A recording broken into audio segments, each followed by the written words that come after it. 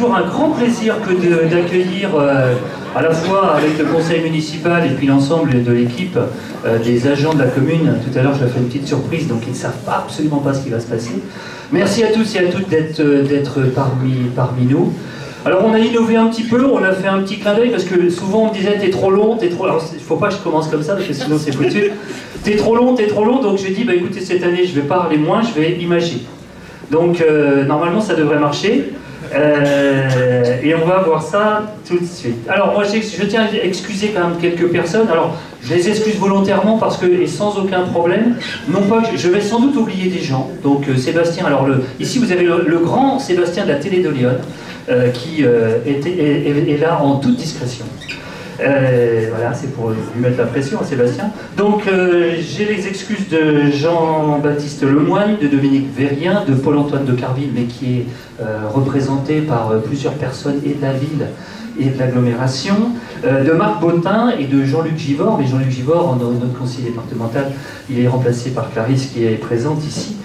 C'est pas de leur faute qu'ils soient absents, c'est qu'il y a 4 vœux dans d'autres communes, donc automatiquement il faut partager, et certains le savent bien, combien le mois de janvier pour un élu est particulièrement sympathique. On prend poids. Tout simplement quelques éléments qui vont nous... Ah non, j'ai oublié. Je vais demander quand même traditionnellement à l'ensemble de mes collègues élus de me rejoindre.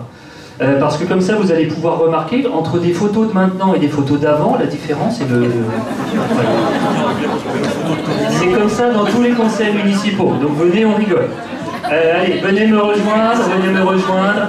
Mes amis élus, Dany, Gaël, Martine, voilà, Béa. Il y a Jamal que j'ai vu dans le coin. Faut pas l'oublier, Jamal, parce que c'est le monsieur qui est discret. Il est caché.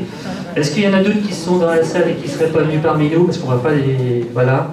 Ah oui, cette année on ne peut pas monter parce qu'il y a la télé. Ah ben oui, c'est ça. Tout à fait. Alors voilà un petit peu ce qui fait mal. Pardon, ça marche pas. Ça marche pas. C'est ça la technique moderne. Il faut que je mette un truc comme ça, ça marche plus. Voilà, j'appuie sur les boutons. Bah, écoutez, bougez pas, on va reprendre à 0. Hop là, vous voyez. Il y a 18 diapos. Comme ça, si vous les comptez, vous dites bien, bientôt c'est la fin. Voilà. Ah ben voilà. Voilà, vous les avez tous là. Alors en même temps, on s'est permis de faire un petit diaporama qui va représenter... Donc là, on a 13 élus actuellement dans la commune. Non pas qu'il y en ait 2 qui nous ont quittés, voilà, ils sont bien vivants, mais ils nous ont quittés pour aller vers des ambitions professionnelles dans d'autres régions. Un du côté des coins qui sont plutôt le Bordeaux, donc il a quitté la Bourgogne pour le Bordeaux. Et puis l'autre, je ne sais plus... Ah si, c'est Alain Chaply que tout le monde connaissait, qui nous a fait faux bond. Il est parti dans une de ces 17 000 maisons à travers la France. Voilà, et je crois qu'il est du côté d'où en ce moment? Dans le Lot, voilà, au froid. Donc 11 élus, 11 conseils municipaux se sont déroulés, il suffit de dire, hein, c'est facile. Voilà, et on a repris aussi toutes les commissions, parce que souvent on nous demande mais à quoi ça sert un conseil municipal, et puis ben, j'entends aussi des gens qui commencent à venir me voir en disant ah j'aimerais bien peut-être participer à un conseil municipal. Venez, c'est gratuit, le prochain c'est le 16 janvier à 20h30, donc n'hésitez pas, les Grenouilles, vous pouvez venir, on vous installera sans aucun problème. Et puis, bah écoutez, peut-être qu'on aura l'occasion de manger un morceau de galette des rois, donc n'hésitez pas à venir nous rejoindre à ce moment-là. Il faut peut-être qu'on achète plus de galettes. Voilà. Donc, bien évidemment, dans des conseils municipaux, il y a tout un... Des conseils municipaux, pardon, il y a des incendies dans la salle, des enseignants dans la salle. Les incendies, pas les pompiers, il y a juste la gendarmerie qui est là parce que vous êtes tous importants et donc vous êtes tous protégés. C'est important, des gendarmes amis. La commission des finances, commission enfance et jeunesse, commission urbanisme, voirie, etc., communication, développement durable, restauration. Et puis la commune compte depuis le dernier recensement, donc vous avez tous été recensés il n'y a pas longtemps, 1334 habitants. Ça représente 27 fonctionnaires, 18 personnes contractuelles, donc ça représente quand même un certain nombre d'agents. Sur l'ensemble de l'année dernière, on a eu 52 agents qui ont été à un moment donné, soit parce que sur des contrats courts, soit des contrats plus longs, il y a eu 52 agents qui ont été salariés de la collectivité. En tout, nous avons également 12 commerçants, 40 entreprises sur notre activité, de la petite entreprise qui fait peut-être des portails, des volets, des choses comme ça, à la grosse entreprise, je pense à Tuboto, Prismian, enfin 2-3 bricoles comme ça. Voilà. Et puis, bien évidemment, nous avons aussi 9 cabinets de soins divers et variés. Je profite de continuer, normalement ça fonctionne avec quelques temps forts de 2024. Alors le 12 mars 2024, nous avons inauguré les panneaux photovoltaïques. Et oui, les panneaux photovoltaïques sont à Gron, et pas à Itigny, comme on le dit souvent. Non, c'est à Gron. Il y a juste 14 hectares de panneaux. Ça représente à peu près l'équivalent d'alimenter 5500 foyers, donc c'est quand même pas ridicule au niveau de notre territoire. Et puis en même temps, il faut savoir une chose, je le dis pour ceux qui étaient là déjà le 14 mars, le 12 d'ailleurs, le 12 mars, je le dis parce que c'est vrai, nous avons la chance d'avoir souvent, nous quand on est à Gron, d'être éclairés, d'être chauffés par les électrons qui sont de nos panneaux photovoltaïques qui sont juste derrière nous ici, à quelques centaines de mètres. Pourquoi? Parce que j'ai appris, durant mes réflexions avec l'ensemble des techniciens, que l'électron est feignant. Et il va directement, le plus rapidement possible, vers celui qui va l'utiliser. Donc je pense qu'en pleine journée, parce qu'en pleine nuit, photovoltaïque c'est un peu plus compliqué, mais en pleine journée, dès que vous allumez la lumière, dès que vous faites chauffer un steak à Gron, si c'est du courant bien de l'électricité, ben vous êtes directement, c'est les panneaux photovoltaïques qui vous l'apportent.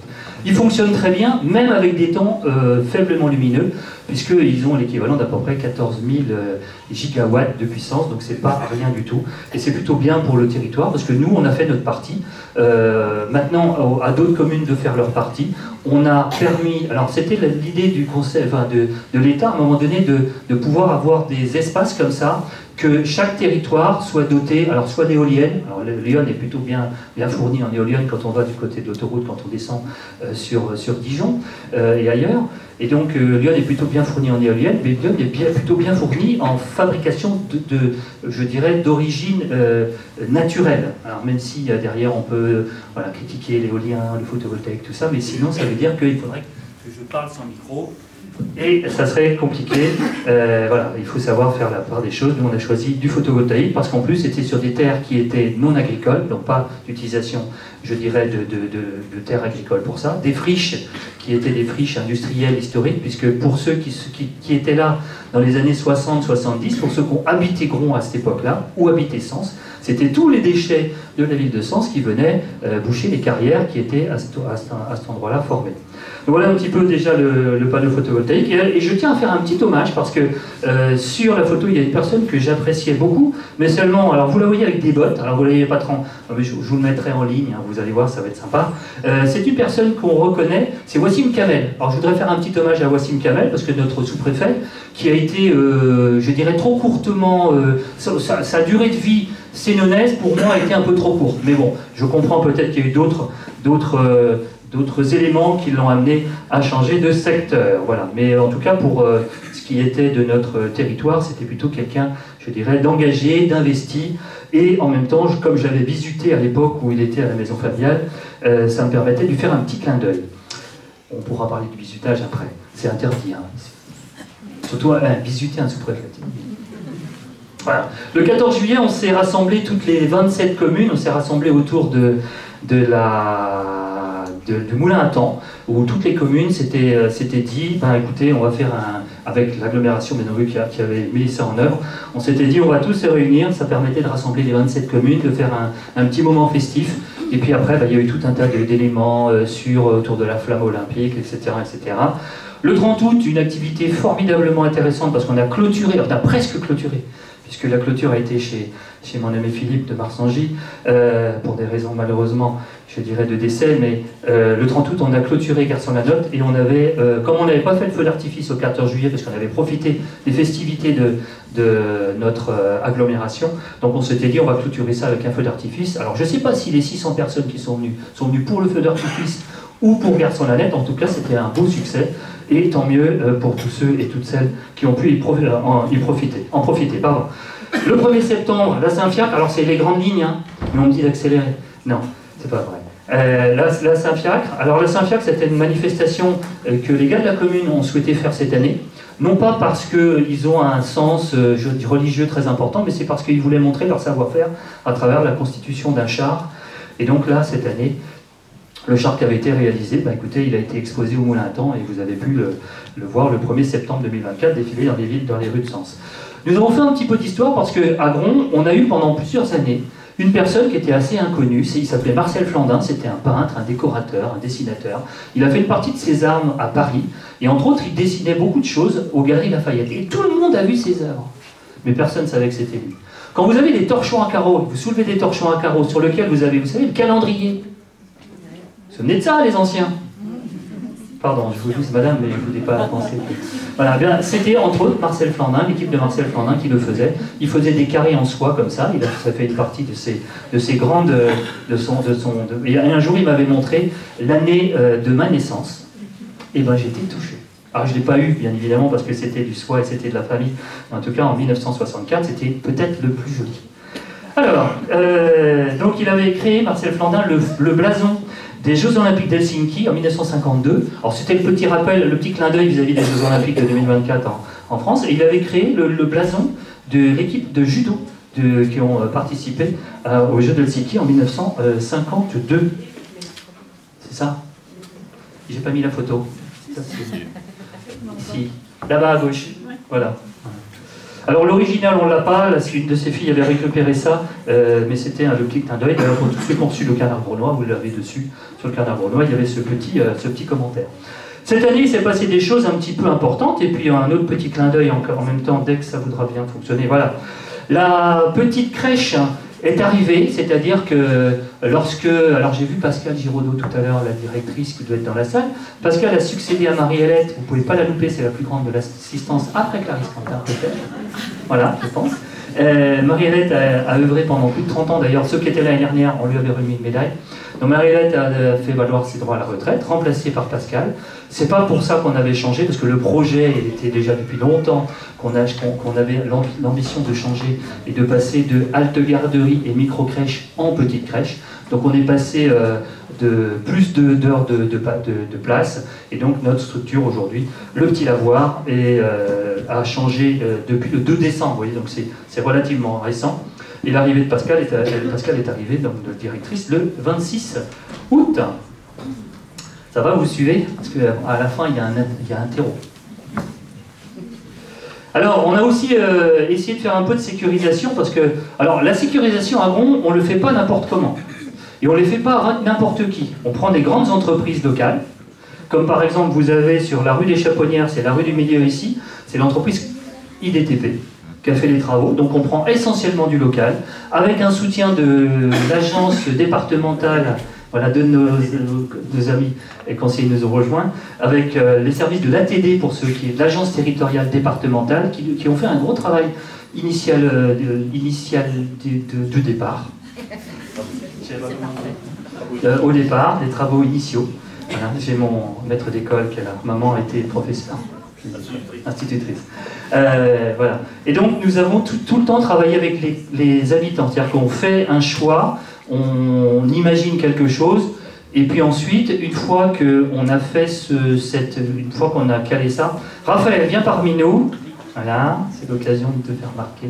Voilà, voilà. Non, c'est un conseiller important en plus. Même adjoint, pardon. Voilà. Donc oui, on a toujours œuvré avec la commune. Et je peux même vous dire une chose, c'est que le panneau qui est ici, là, il a été posé un peu tardivement parce que ça a été un peu compliqué pour la mise en œuvre. Le 17 mars 2024, je décide de faire une réunion publique ici, après que j'avais annoncé l'année dernière dans ses vœux qu'on bloquerait la rue, histoire, parce que pour sécuriser la rue haute, la rue où il y a l'école, on a la grande rue, là où il y a l'école, on l'a vraiment bloqué. On a été sur le pied de guerre, matin, midi, pas soir, mais un peu en soirée, sur le terrain pour montrer qu'on était vraiment présent et qu'il y avait vraiment une problématique. Et j'avais dit aux gens de la commune, et je lui ai dit, écoutez, venez, tous ceux qui sont impactés, les parents d'élèves, les instituts, voilà, venez sur place, on prendra des décisions à la fin de la soirée. Et à la fin de la soirée, on avait pris la décision de bloquer la rue, de mettre des horaires, de responsabiliser les gens. Alors, je ne dis pas que ça marche à tous les coups, mais ça donne déjà un sens de circulation plus apaisé, et donc une façon de sécuriser. C'est pas l'idéal, parce que malgré tout, il y a un sens interdit avec des horaires, alors c'est pas très compliqué, mais seulement il a fallu après trouver des systèmes d'éclairage. Alors ça, tous les services techniques, ils ont bossé là-dessus. Mais en tout cas, vous ne pouvez pas monter la rue dans un sens selon un certain nombre d'horaires, et puis bien évidemment, vous pouvez la descendre un peu quand vous le souhaitez. C'est bien parce qu'à chaque fois qu'on a pris ça avec la population, c'est jamais la population qui râle, c'est tous les autres. Je suis suffisamment embêté par un certain nombre de gens qui m'ont même insulté au bout là. Voilà. Alors je pourrais donner le numéro de la plaque d'immatriculation, mais je ne le ferai pas parce que la gendarmerie pour les retrouver. C'est des gens, dès qu'ils faisaient le bocage, qui trouvaient qu'on avait fait un truc ridicule et lamentable. Voilà, une camionnette blanche, bref, je m'en souviens très bien. Voilà, c'était un C1, bon bref, on va pas dire ça. Voilà, c'est des gens qui ont râlé, qui m'ont « Ouais, c'est n'importe quoi ce que vous faites !» Ben, je lui dis « Mais il ne faut pas passer dans le village, puisque si jamais ça vous gêne, moi j'ai fait ça pour sécuriser la rue, j'ai pas fait ça pour que les gens y roulent comme des bombes. » Il n'y a personne qui s'appelle... Alors on dit plus Fangio, on dit Prost maintenant, parce que c'est pour mon Dieu, il y a des gens qui s'en souviennent plus. Voilà, donc en tout cas on a donné un certain nombre de choses. Et puis la dernière nouveauté, c'est que le 15 octobre, on est passé à la commune à 30 km/h.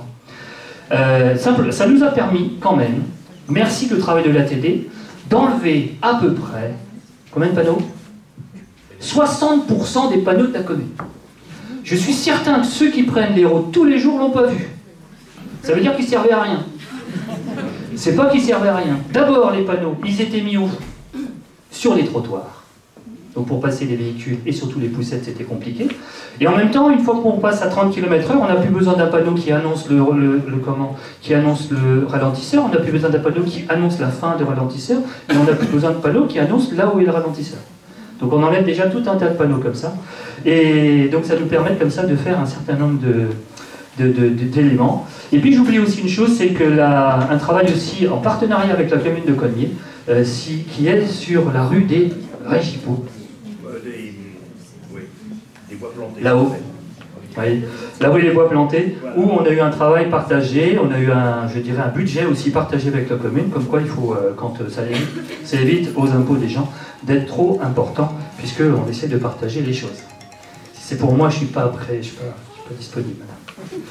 Alors, on a aussi quelques petites choses à vous montrer, c'est-à-dire la team des Sénons, vous les connaissez?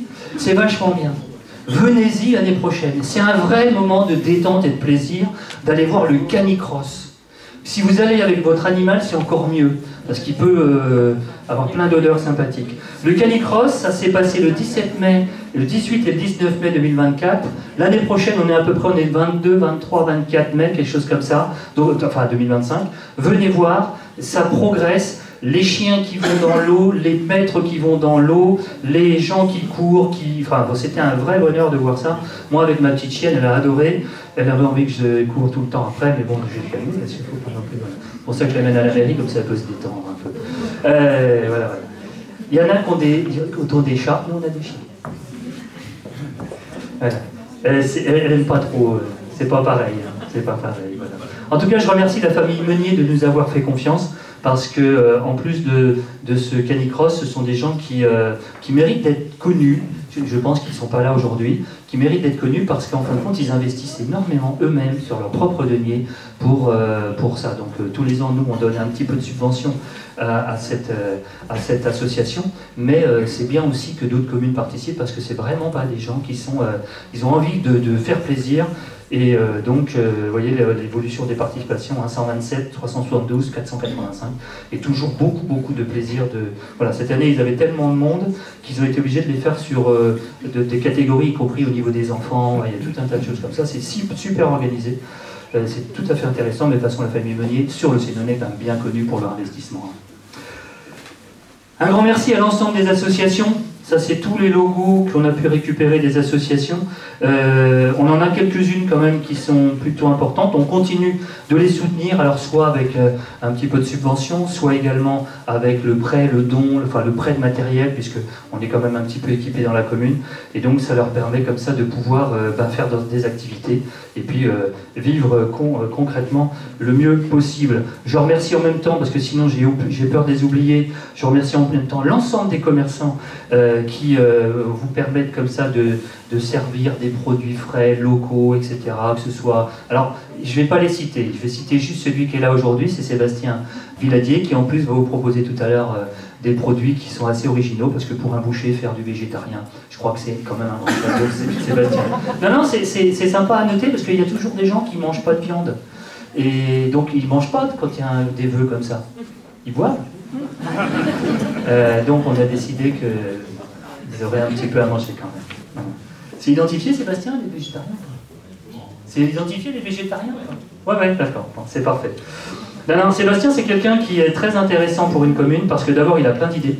Et puis ensuite, c'est un mec qui est super... Pardon, c'est un commerçant qui est super à l'écoute des uns ou des autres.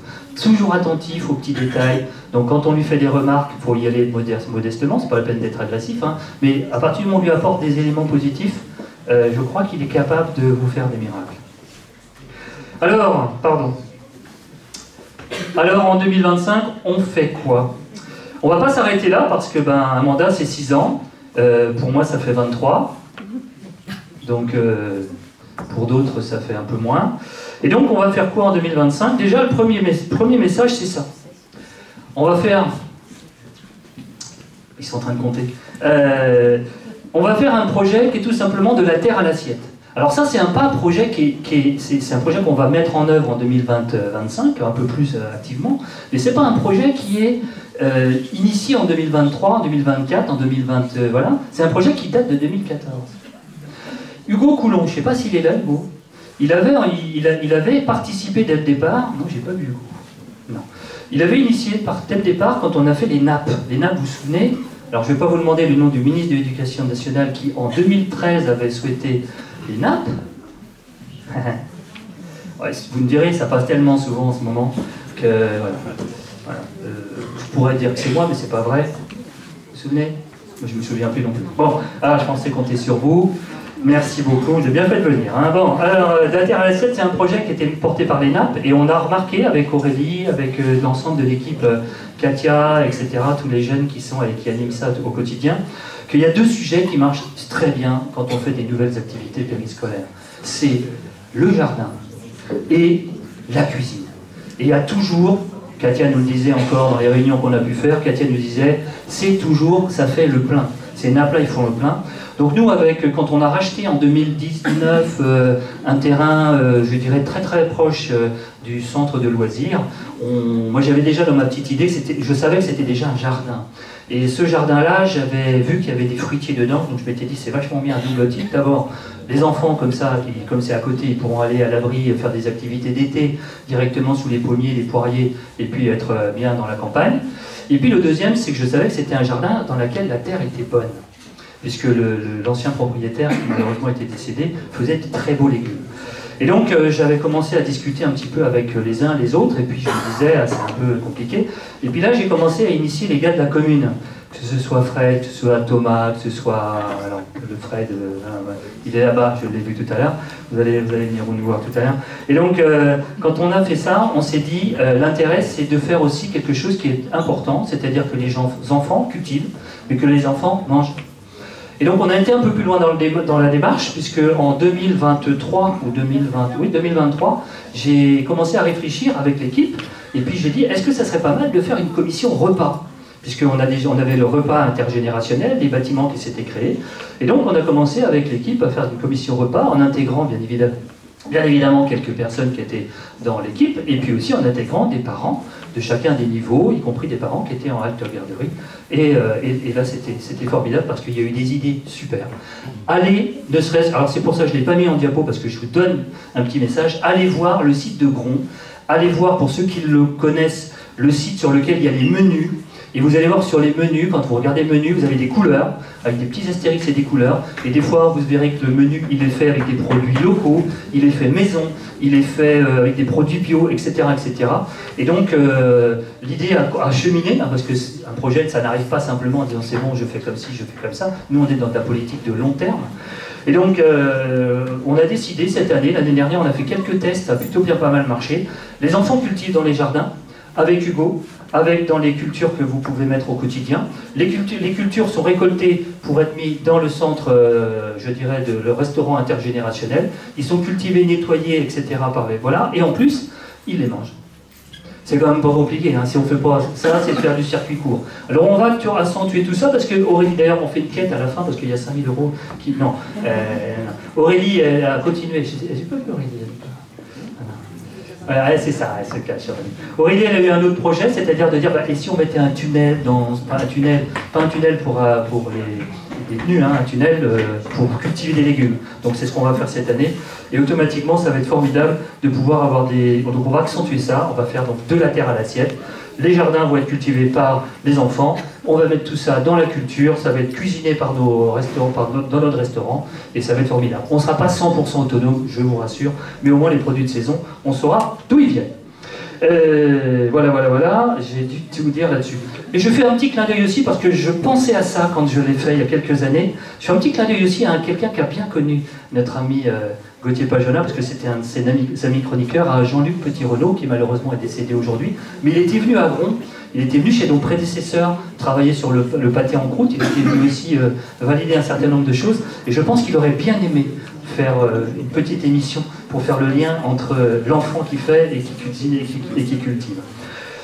Voilà. Un petit... alors vous avez tous vu, hein, c'est dans plein cœur du village, on ne peut pas le louper. La couleur vous plaît. Intérêt, hein. Parce que j'en suis un peu responsable. Il a fallu que je me batte pour avoir une couleur différente d'un ton moche. Donc c'est beau. Voilà. Dans le centre de santé, avec 7 cabinets, une salle de réunion qui peut être transformée en cabinet. Logiquement, moi j'ai un tableau sur mon bureau, ça s'appelle un rétro-planning. Tout doit être fini le 27 janvier. Mais j'ai vu que ça ne sera pas le cas, donc plutôt avril 2025 quand même. Non, maintenant ça va aller bien parce que c'était... les conditions climatiques n'ont pas aidé non plus. Parce que quand on a du mal à avoir un temps où il ne pleut pas au moins une fois tous les 3 jours, pour sécher, voilà, j'ai vu tout à l'heure des gens qui ont fait aussi des choses, ils me disaient il faut pour sécher, il faut une fois tous les 3 jours qu'il fasse beau, au moins une semaine complète sans pluie. Je crois que la prochaine semaine, il n'y a pas de pluie. D'après Louis Baudin ce matin à la météo. Mais on verra. Hein, voilà. Donc alors la particularité de ce centre de santé, c'est que c'est une structure un peu spécifique. Elle est constituée, alors je le dis souvent, en béton. Au niveau de sa structure, béton sur la partie, parce que vous savez c'est enterré dans la pente, donc béton au niveau de la structure principale. Ensuite, toute la partie qui est hors bois, hors sol, c'est une partie qui est faite en bois, isolée en paille, et le chauffage et le rafraîchissement est fait, parce qu'on a glissé, Emmanuel Drouin, qui a beaucoup travaillé sur le projet, a glissé quelques petits tuyaux dans la pente, ce qui fait qu'on utilise le puits canadien pour chauffer et pour rafraîchir le bâtiment. Donc logiquement, si tout va bien, on sera à une économie de chauffage au maximum possible. Du bien-être, et puis bon, on va continuer, hein, parce que les peintures devront être quand même respectueuses de l'environnement, parce qu'on ne fait pas ça pour avoir des trucs qui vont sentir le pétrole. Donc voilà, donc c'est vraiment un projet qui est intéressant, un projet qui verra le jour de toute façon dans très peu de temps, puisqu'il y a des médecins qui arrivent. Normalement. Laissez-moi finir d'être... Ah pardon, j'ai oublié de dire juste que l'isolation c'était en paille. Bon, vous l'aviez vu. Alors pour info, on invitera la population, alors tous ceux qui le veulent bien évidemment, hein, les pompiers, les gendarmes, je vous demanderai de venir sécuriser cet espace ce jour-là. Non, on invitera la population dès que les bâtiments commenceront à prendre forme. On fera un samedi matin, découverte de l'environnement, donc venez voir ce bâtiment. Vous allez voir, c'est assez étonnant. Et déjà dedans, je trouve qu'il fait bon alors qu'il n'y a pas de chauffage et que c'est pas complètement isolé. Allez, on continue un petit peu sur... Alors là, j'ai fait une liste. C'est une liste un petit peu, non pas à la Prévert, un peu quand même, mais c'est une liste un petit peu de réflexions et de projets qui verront le jour, qui verront moins le jour, mais aussi il ne faut pas oublier une chose, c'est qu'il y a 3 petits points au bout, donc des fois c'est pas sûr qu'on voit toujours le jour, et puis il y a peut-être de nouveaux projets. Donc l'idée c'est que j'ai déjà demandé, parce qu'il y avait un peu de demande, j'ai déjà demandé à Emmanuel de prévoir un agrandissement pour 4 à 5 cabinets supplémentaires, donc ils travaillent sur dessus parce qu'on a des demandes aujourd'hui, mais sachant que les demandes sont à réfléchir, bien évidemment. On créera un parking au centre de santé au-dessus, au niveau de la rue haute, parce que ça évitera comme ça, parce que s'il y a beaucoup de médecins, le parking végétalisé qui est en bas, il va être occupé par les médecins et les patients n'auront pas de place. Donc il va falloir qu'on crée des parkings pour les médecins, de façon à ce que les parkings qui soient, je dirais, les patients puissent avoir un espace le mieux possible. Il y a un vrai projet d'aménagement et de réhabilitation de la médiathèque, parce qu'il y a un projet de ludothèque. Alors, j'ai pas vu Isabelle, je sais pas si elle est en coin. Si, elle est là. Il y a un vrai projet de ludothèque, donc il y a un projet global hein, d'évoluer tout ça. Et je pense qu'il y aura une commission prochainement, Isabelle, pour réfléchir au projet global, justement là-dessus. Des investissements dans les équipements pour le projet alimentaire de la commune, donc le fameux PAT, le projet de la terre à l'assiette, donc c'est la quête qu'on fait à la sortie. Une autre chose qu'on va mettre en œuvre, c'est une VMC double flux à l'école maternelle, parce que grâce aux parents, je ne sais pas si certains sont parents là, mais on a fait une réunion il n'y a pas longtemps, et puis certains parents nous ont rappelé qu'il y avait des odeurs importantes dans la partie maternelle, aération, tout ça, donc on s'est rendu compte que c'est un problème de ventilation et d'extraction, enfin d'absorption de l'air extérieur, donc on va mettre un système de VMC double flux, comme ça on récupérera un petit peu de choses. Il faut savoir qu'il y a quelques années, cette maternelle, on avait carrément changé le chauffage par un système de pompe à chaleur, donc c'est pas la peine autant qu'on aille jusqu'au bout de la démarche. L'installation de panneaux photovoltaïques sur le restaurant intergénérationnel, vous savez, on a une plateforme qui est visible de tout le monde, et donc dessus il y a déjà l'ancrage qui était prévu pour une ombrière, et donc plutôt qu'on fasse une ombrière qui va nous coûter la chair, c'est la deuxième, c'est moi qui paye au bout, qui va nous coûter un peu de sous, on a décidé plutôt de faire comme les ancrages sont faits sur la partie structure. On va profiter de ça pour pouvoir justement abaisser nos coûts énergétiques en installant des panneaux photovoltaïques sur la partie toit-terrasse du restaurant intergénérationnel. Le parking du personnel de santé, l'idée pour amortir les coûts du centre de santé, puisque c'est que de l'énergie électrique, l'objectif c'est également, bien sûr, de pouvoir éventuellement de mettre des ombrières, et les ombrières, on profitera comme on fait maintenant, par mettre du photovoltaïque dessus. La rénovation de la salle polyvalente, normalement l'année prochaine, venez l'année prochaine, parce que cette salle elle devrait avoir une autre tête. Derrière, là on devrait avoir des ouvertures qui vont nous permettre comme ça de ventiler un peu plus la salle, parce que l'été, ici c'est un four. Alors qu'est-ce que font les gens? Ils ouvrent les portes qui sont là, ils ouvrent la porte qui est là-bas, et puis qu'est-ce qui se passe? Comme il y a l'éclairage public, les gens vont fumer là-bas. Et donc qu'est-ce qui se passe plus loin? C'est qu'il y a des gens qui habitent là. Donc ils ne sont pas contents. Alors que du coup, maintenant on va ventiler un peu plus. Il faut savoir une chose, c'est que si vous regardez bien, la zone fumeur elle est là, c'est pour demain, c'est pour si vous louez la salle, chère, etc. Donc, la salle elle est là, et vous pouvez aller de l'autre côté, etc. Envisagez d'aller vous rafraîchir, et puis de fumer votre top pour les fumeurs, mais il n'y en a plus, on me dit. Réflexion également sur les jeux d'eau étant de celle-ci. Je fais un petit clin d'œil à Sens Intense, voilà, avec Sylvie Nagorski qui est bien présente parmi nous. Voilà, il faut qu'on se voit une heure, c'est ça. Ah, j'ai bien vu le petit mail. Je ne lis pas tous mes mails, mais ceux-là c'est important. Aussi, vous allez avoir quelque chose de nouveau au niveau de l'agglomération, et ça tombe bien qu'on a d'autres personnes, d'autres agents de l'agglo qui sont là, parce que ça tombe bien, c'est la principale, elle est là. Voilà. Et donc, c'est aussi la notion de bac. Vous savez que les bacs, les déchets, c'est un vrai problème. C'est un problème tout le temps. D'autant plus qu'en fonction des flux que l'on a aujourd'hui, Clarisse le sait bien sur Sens, nous on a des bacs jaunes qui se remplissent plus vite que les bacs normaux. Donc on a décidé de faire des points d'apport volontaires sur les bacs jaunes, donc il y a une vraie réflexion autour de ça. Et donc comme ça, quand votre bac jaune il sera complètement plein, peut-être qu'il y aura la possibilité de venir déposer encore des choses. Alors après, je laisserai Virginia nous raconter. Donc Virginia, elle ne veut pas parler aujourd'hui, mais si Virginia elle nous racontait ça, elle nous dirait en même temps que ces bacs-là seraient ramassés plus régulièrement, puisque dedans il y a un genre de puce qui permet de savoir le niveau de remplissage et de pouvoir venir un petit peu à la demande sans forcément avoir le passage. Alors on conservera le passage sur l'année 2025, peut-être pas sur l'année 2026, parce que malgré tout, les déchets c'est quelque chose qui est nécessaire, on risque d'avoir de moins en moins de passages, mais par contre on est de plus en plus taxé. Donc c'est pour amortir cette gestion et cette nécessité de taxes que l'on passe avec un autre système de bac. L'objectif, bien évidemment, c'est de faire en sorte que les déchets soient pas dans les champs, ni dans les chemins. Je dis ça au cas où il y a des gens qui oublierait qu'il y a la déchetterie, elle est fermée une demi-journée par semaine. Juste ça, c'est fermé une demi-journée par semaine. Tous les autres jours, c'est ouvert. 6 jours et demi sur 7. Donc allez aux déchetteries, dites ça à vos amis qui laissent des déchets derrière chez Prismian, qui laissent des déchets un peu partout, mais ça c'est le lot de toutes les communes, malheureusement. On renouvellera également un certain nombre de choses au niveau de Yon Tour Sport. On va relancer l'affaire. Alors, c'est un peu compliqué Yon Tour Sport cette année, parce que bien sûr, vous connaissez les problématiques économiques de l'agglomération, enfin du département, qui sont bien malgré eux victimes de l'État. Faut le reconnaître, et automatiquement, peut-être qu'il y a des choses comme ça qui vont être un peu, je dirais allégées. Alors on espère que le succès 2024 de Yon Tour Sport reverra en 2025, parce que c'est vrai, c'était une vraie réussite. En plus, chez nous, ils n'ont pas mangé des sandwichs triangles avec un bol d'eau qu'on l'a servi comme ça. Ils ont vraiment eu un apéro, et puis ils ont mangé au restaurant intergénérationnel. C'était vachement bon, j'ai mangé ce jour-là. C'est vraiment, je sais souvent, mais c'était vraiment, voilà. Donc ils sont prêts à revenir, eux. Voilà. Nous aurons plein d'autres travaux, il y a ces petits points, les travaux sur tout ce qui va être, j'en oublie sans doute, parce que la liste elle est tellement longue à Gronde, il y a toujours beaucoup de projets. Il y a des travaux qui vont être faits au niveau de la mairie, parce qu'on se rend compte que le sol de la mairie s'affaisse.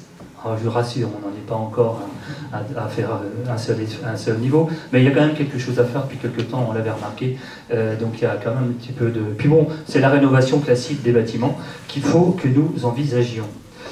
Pour ça, Gronde se permet de remercier un certain nombre de choses.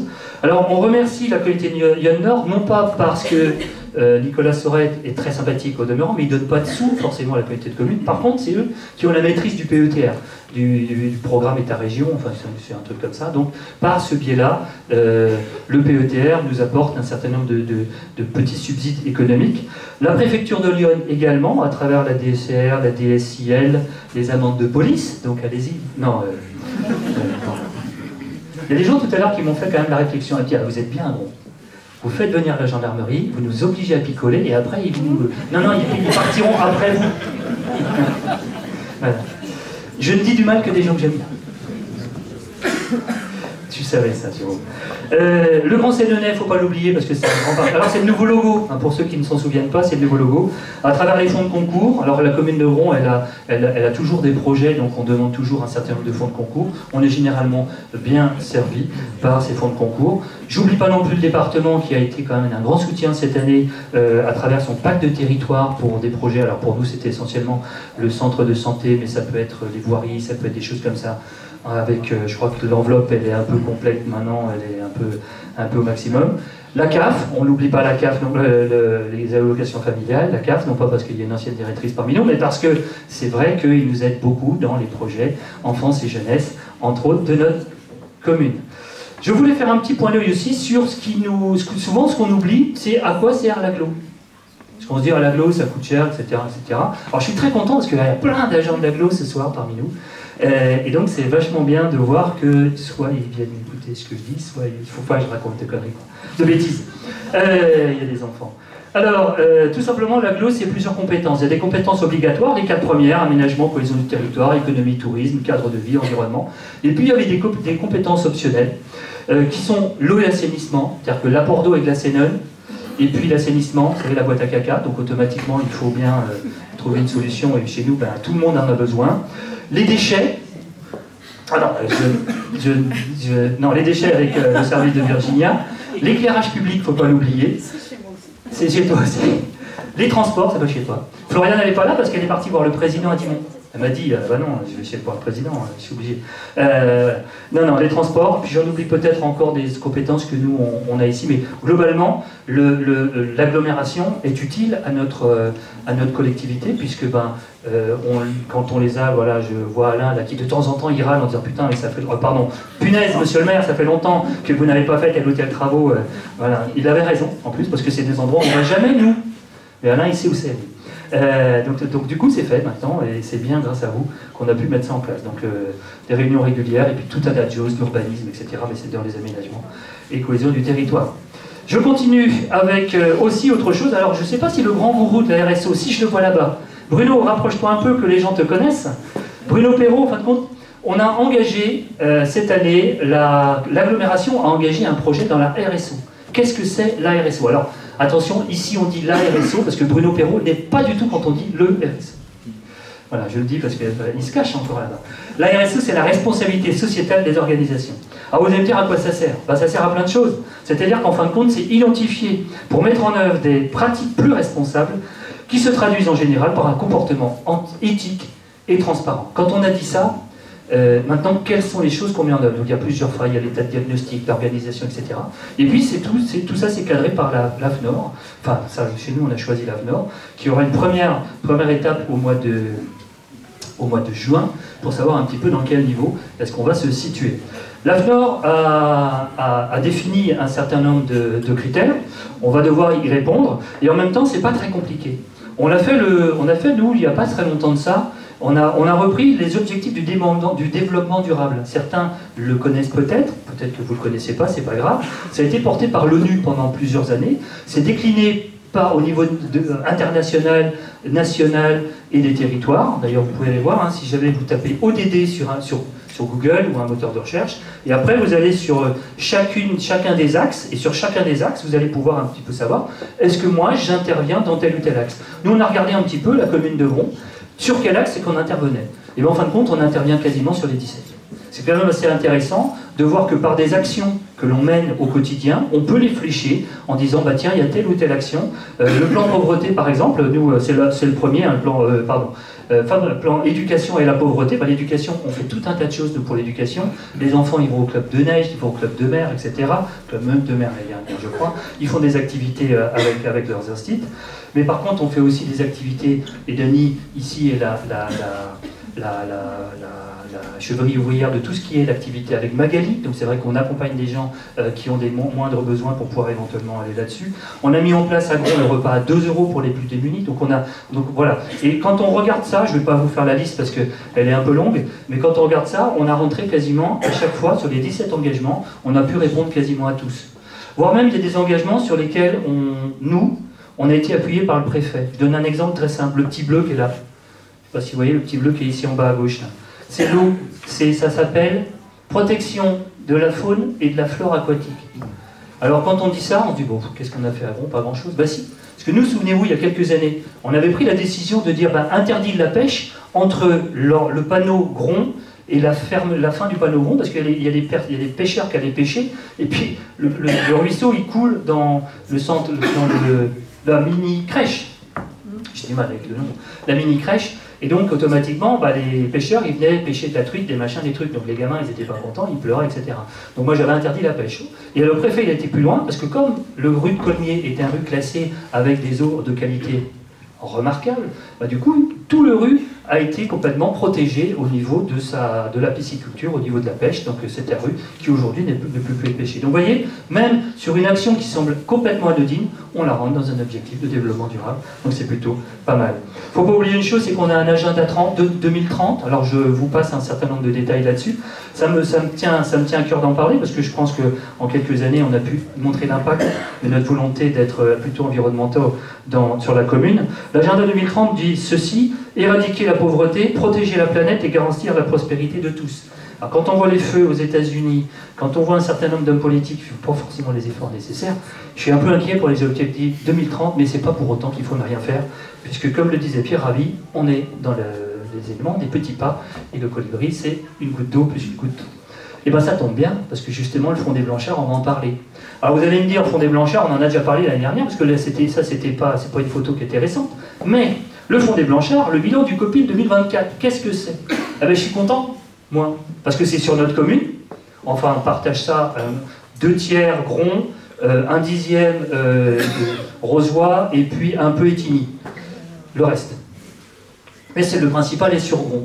L'agglomération a souhaité faire cet investissement pour protéger un certain nombre d'oiseaux. Il faut savoir qu'on est le site, aujourd'hui, qui attire la plus grande diversité d'oiseaux dans l'Yonne. Il y a plus de 100 000 oiseaux qui passent chaque année, ça c'est les sources LPO, et aujourd'hui, c'est un nichoir en fin de compte alors comment ils m'ont dit ça? C'est une zone d'hivernage extrêmement importante pour l'ensemble des animaux et surtout des oiseaux migrateurs. Donc c'est vraiment un endroit privilégié et c'est le seul site protégé comme ça au nord de Lyon. Donc on peut déjà être très content que le département l'ait fléché comme étant un site à protéger. L'originalité pour ce site-là, pour ceux qui ne le connaissent pas, et c'est ça qui est vraiment l'originalité, c'est qu'on a quand même quelque chose d'assez marrant. C'est qu'on est en pleine zone industrielle, on borde la rivière qui s'appelle Lyon, et puis de l'autre côté on a la voie ferrée. Malgré tout, les oiseaux ils ont bien appris à vivre, je dirais, avec ces problématiques-là, et ça ne les empêche pas, ni les oiseaux, ni les oiseaux plongeurs, etc., d'être là. On en arrive à la fin, je voudrais faire 3 petits clins d'œil. Le petit clin d'œil, c'est que j'ai lancé sur Panneau Pocket une invitation. J'ai lancé l'invitation de faire le Vendée Globe Challenge. Alors, moi je l'ai fait, je vais vous dire où je suis. Mais il y en a un autre qui le fait, mais en vrai. Giancarlo Pedote. Qui c'est ce monsieur-là? C'est simplement le bateau de Prysmian. Alors, ils n'en ont pas parlé beaucoup. Le bateau de Prysmian, il est là. Vous voyez? Alors, c'était intéressant de le faire. Pourquoi je vous avais dit ça? C'est parce qu'il y a une époque, j'étais enseignant et je le faisais avec tous mes jeunes. L'avantage qu'il y avait, c'est qu'il y a une grande carte du monde, mais au moins, ils savaient les continents. Voilà. Donc, Giancarlo Pedote, il est là, actuellement. Il est en train de remonter. Il n'est pas tout à fait à l'équateur qui est ici. Voilà. Donc, il est en train de remonter tranquillement. Et puis, moi, je l'ai fait, mais moi, je l'ai fait dans mon salon, avec Virtual Regatta. Et moi, je suis là. Voilà. Je n'ai pas encore passé le Cap Horn. Alors, c'est pas la première fois que je le fais, parce que moi, j'aime beaucoup... c'est un peu, sans doute, mon côté un peu ouest. Je suis à l'ouest. Vraiment. Moi, je peux le dire. Donc, je suis à l'ouest, et donc... je l'avais mis sur Panneau Pocket et j'étais content parce qu'il y a eu pas mal de gens qui ont été voir ce que c'était. Alors beaucoup ne l'ont pas forcément fait, mais je suis content parce que Panneau Pocket, qui était une petite application comme ça, tout le monde l'a quasiment sur son téléphone. Ben, on a plus de 1,5 million de lectures sur Panneau Pocket depuis 2019. Donc c'est plutôt pas mal comme application et donc ça marche extrêmement bien. Donc c'est sur des bateaux IMOCA, mais je ne vais pas parler. Donc il est 18e actuellement, il a pris une place depuis hier. Donc voilà, Giancarlo Pedote, il remonte le long du Brésil, voilà, bon, je ne vais pas vous faire la géographie, c'est plutôt pas mal, et donc il arrivera bientôt au Sable d'Olonne, alors que Charlie Dalin, le premier, qui est plutôt là-haut, ça passe vite hein, mon truc, j'y arrive, voilà. Vous avez dit, j'ai vu les autres. Donc Charlie Dalin, qui est tout là-haut, lui, dans 5 jours, il est au Sable d'Olonne. Sans doute que c'est lui qui va gagner, puisque Johan Richaud a eu quelques soucis cette semaine, enfin aujourd'hui, dans la nuit, je crois, de voile. Deuxième clin d'œil, une autre entreprise qui ne fait pas de bruit non plus, c'est le fournisseur, enfin c'est le sponsor officiel du biathlon au monde. Si vous regardez un jour le biathlon, vous allez voir Orman. Bah, Orman, c'est le groupe Tuboto. On est bien content, nous, que le groupe Tuboto soit chez nous, et soit éventuellement, enfin c'est pas que chez nous qu'il est, puisque le siège social France, il est à Londres. C'est quand même pas mal. Et donc c'est juste un petit clin d'œil pour l'entreprise, pour leur dire, bah, écoutez, merci voilà. Je ne sais pas s'il y a des gens de Tuboto qui sont là. En tout cas, vous leur direz que j'ai parlé d'eux. Pour les subventions. Non, non, c'est tout simplement que ça montre aussi l'implication des entreprises, l'implication voilà, au niveau international. Et puis il ne faut pas oublier qu'il y a quand même 2 bourguignons franc-comtois qui sont quand même assez bien placés aujourd'hui. Je pense à Lou Jomonneau, pour ceux qui la connaissent, qui doit être dans les 2-3 meilleurs mondiaux aujourd'hui en tant que biathlète féminin. Et puis sinon, bah, tout le monde connaît la carrière qu'a fait Quentin Fillon-Maillet, également jurassien, et qui a eu plusieurs médailles aux Jeux Olympiques lors des Jeux Olympiques d'hiver des derniers Jeux Olympiques. Un petit hommage quand même à notre ami Patrick Gendreau. Alors je voulais le faire parce que Patrick Gendreau était quelqu'un que j'ai connu un peu. Et j'ai tendance à dire que j'ai connu trop peu. Alors c'est quelqu'un qui appréciait l'homme, qui appréciait ce qui était fait simplement, qui était ouvert à la discussion, qui prenait pas forcément, voilà, qui ne jugeait pas forcément les gens, ça moi j'ai pu le remarquer. Et puis je pense qu'il aurait aimé ce que je vais faire maintenant. Pourquoi? Parce que d'abord sa gentillesse, son amabilité, et puis surtout sa simplicité m'en avait toujours touché. Vous savez, quand on est maire d'une commune, on rencontre des préfets, on rencontre des sous-préfets, on visite les sous-préfets, on rencontre des gens comme Patrick Gendreau. La dernière fois qu'il était venu à Gron, alors il était venu plusieurs fois à Gron, hein, mais là, alors, Clarisse, tu te souviens, c'était quand on avait été visiter le chantier de la zone de déviation de Gron, et puis après, il y a une photo, mais elle était trop pixelisée pour que je puisse vous la montrer, c'était quand on avait eu l'occasion d'inaugurer la déviation où il était là, et je crois que c'était une dernière fois où il est arrivé à Gros. Voilà. Donc je vais inviter par contre une chose que je fais rarement, parce que généralement, vous voyez, c'est tous ces élus là qui animent les conseils municipaux avec moi, les 11 conseils municipaux. Je vais inviter tous les agents à venir me rejoindre là. Venez voir, venez tous les agents. Parce que nous, on n'est rien sans vous. Venez par là les agents, n'ayez pas peur. Allez, allez. Que ce soit, allez-y, Dominique, voilà, venez, parce que le quotidien, c'est pas nous. Nous, on est simplement des acteurs politiques, on donne des décisions, voilà. Non mais, bah voilà, voilà, ils sont nombreuses. Marie-Hélène, tu peux t'y mettre aussi. Bah si, c'est 2024, Marie-Hélène, vas-y, viens, il n'y a pas de problème. Donc c'est à vous, c'est grâce à vous toutes, à vous tous, que vous animez la commune, que vous faites en sorte que les gens vivent bien, que ce soit l'administratif, vous voyez là c'est bien parce que tout est mélangé, que ce soit les gens de l'administratif, que ce soit de l'enfance, de l'animation, il ne faut pas que j'en oublie parce que ça va être foutu, du service technique, Fred, il n'est pas là mais je l'ai vu tout à l'heure, il est là Fred, voilà, il est là Fred, parfait. Voilà, venez, voilà, c'est super, avec Amélia, exactement. Je pense que, parce que c'est un peu la dernière diapo que je vais présenter, je pense que vous pouvez les applaudir.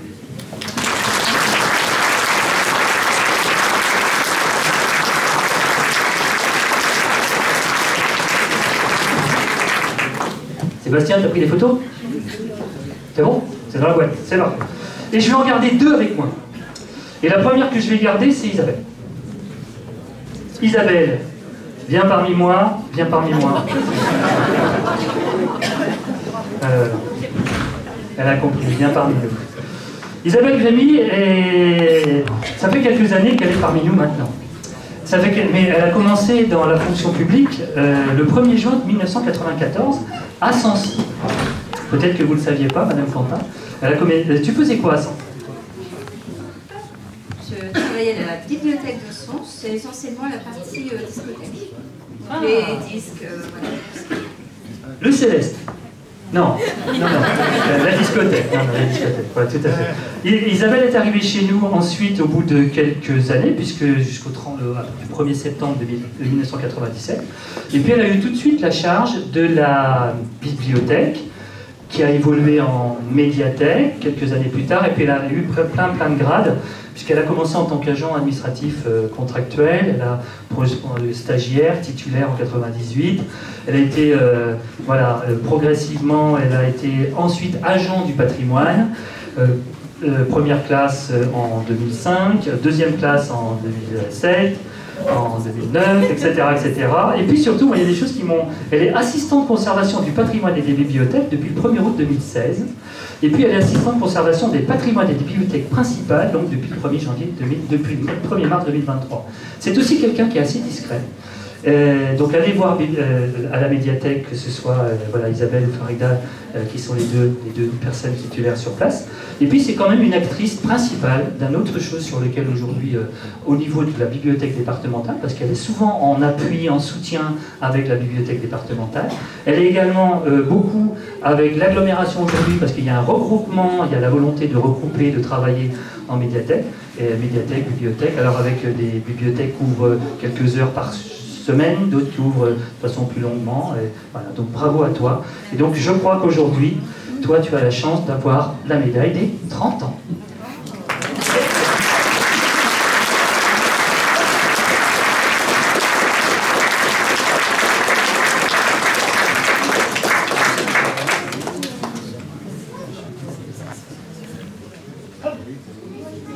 Alors on va laisser là. Ça va venir. Je ne pas. Et puis, ça va. Je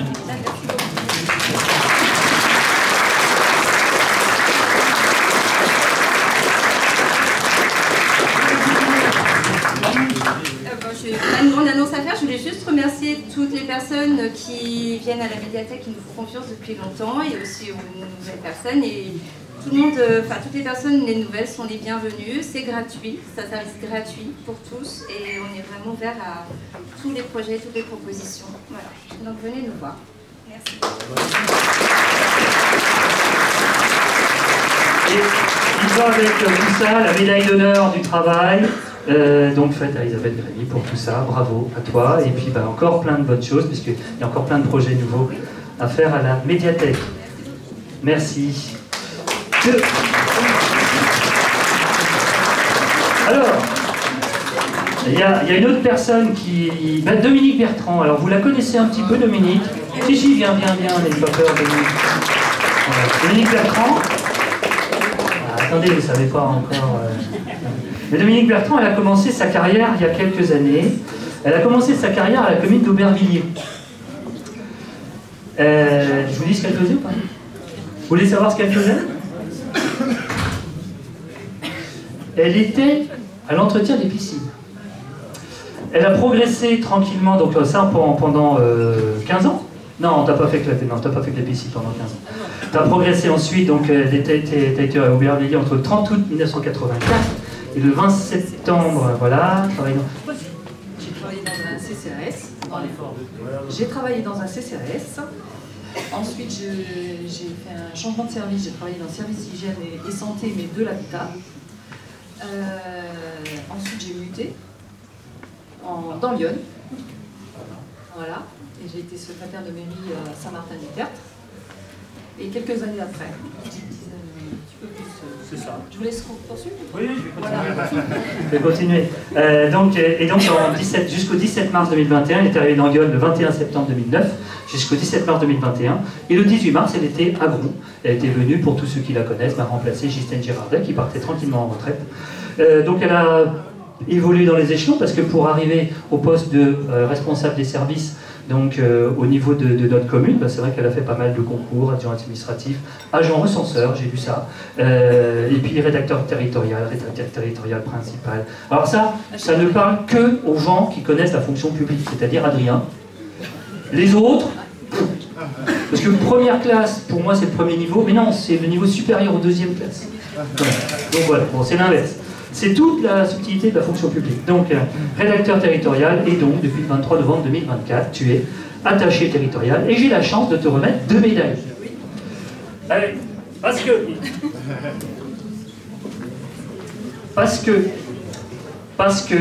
alors, ça tombe bien, t'as 2 côtés.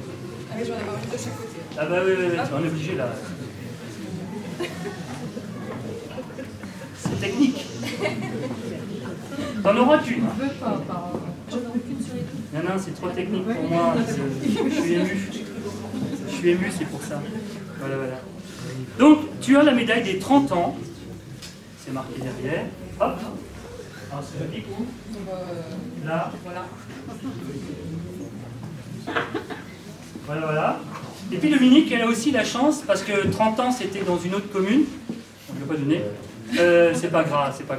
Mais on va aussi lui donner la médaille des 35 ans. C'est des palmes, hein? Ah ouais. C'est un presque la vie avec des amis. Hop. Il y a un silence déjà.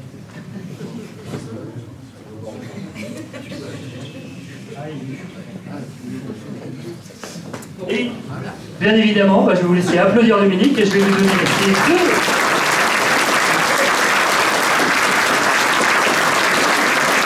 ces 2 diplômes. Voilà. Félicitations et puis longue vie à toi dans notre commune, sans aucun problème.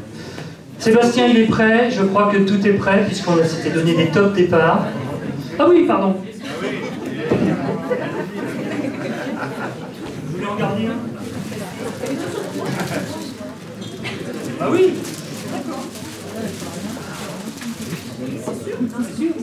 Ah bah, allez quand même. Ouais, il y en a un troisième, il n'est pas là. Félicitations.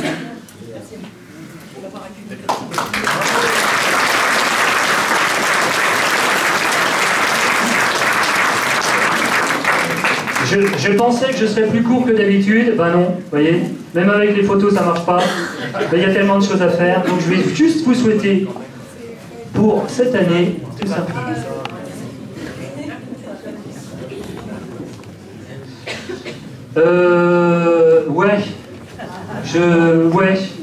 La troisième médaille était pour malheureusement quelqu'un qui est chez nous depuis longtemps. Il aurait eu la médaille également de plusieurs années, de 30 ans également. C'est Christophe Boucher. Malheureusement, Christophe est en arrêt de travail. J'espère que pour lui, sa santé ira bien et que je l'embrasse fort.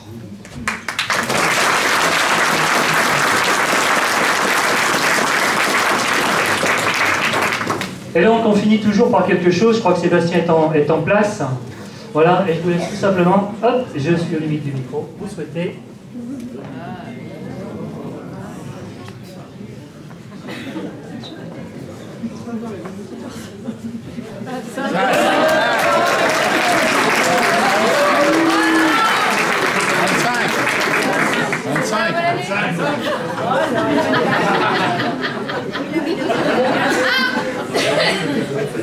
C'est noté, Sébastien? J'ai pas encore l'habitude de mettre 2025, vous l'avez remarqué. Allez.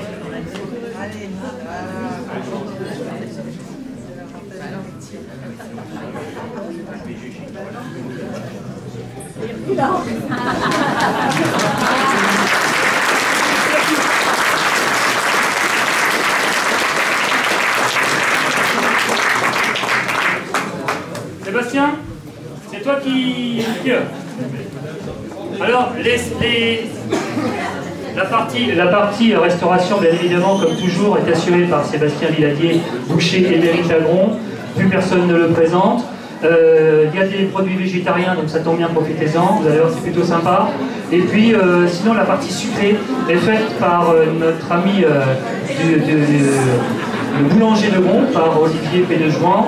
Et il y aura un petit clin d'œil à la mer, puisque j'ai souhaité cette année qu'il y ait du phare breton.